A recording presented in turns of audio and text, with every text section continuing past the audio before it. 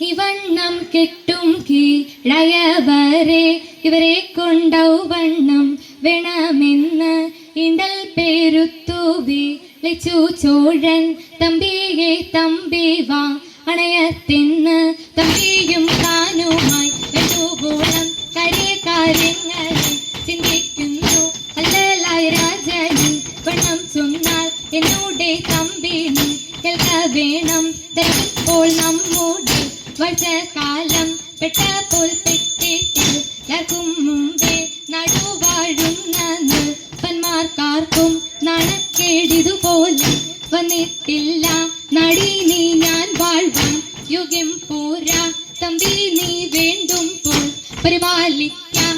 അന്നേരം തമ്പിയും അല്ലലോടെ അത്തൽപ്പെട്ടൊരു ദണ്ഡം ഉള്ളിലാക്കി ചിക്കാനെ ചേർന്നു വാശം കേട്ടുള്ളിൽ അരുളാലെ നാൾ തോറും വർദ്ധിച്ചേറി ആത്മാവു മാലക മാരോടൊത്ത് കൊണ്ടങ്ങ് ചെന്ന നേരം ചോഴന്റെ പേർക്കെല്ലാം കുറിയിൽ കണ്ടു.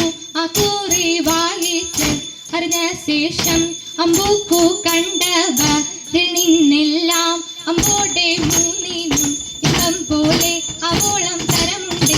വെറുതെ ചൊൽവ മനുഷ്യജാതിക്കപ്പെടുന്നു മരെല്ലാം അതു ചെന്നു കണ്ടാൽ തീരും മതി പോരും രാജാക്കൾ വഴും കോവിൽ എന്നെല്ലാം നന്നായി കണ്ടോരാത്മം. തിതേ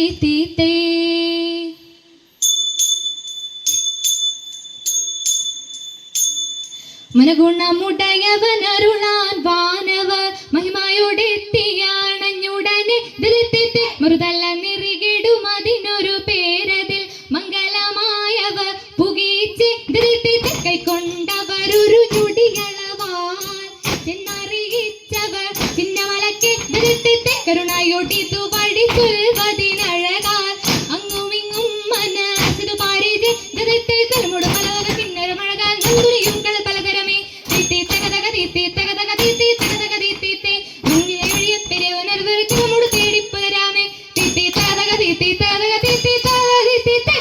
ഉടമ്പിൽ നിന്നുയിരെടുത്താകാശേ ഉയരവനിരിപ്പിടം പുകീച്ച് ഉടമയിലുടയവനുടമ്പെടുത്തഴകാൽ നന്മ നിറഞ്ഞൊരു പള്ളിയിലെ ഇതിലെത്തിത്തേ വെച്ചിരണം ഇത് മക്കളും അനുദിനം അരുളു വഴിക്ക് നടപ്പവരെ തീത്തേ തകതക തീത്തേ തകതക തീത്തേ തകതക തീത്തേ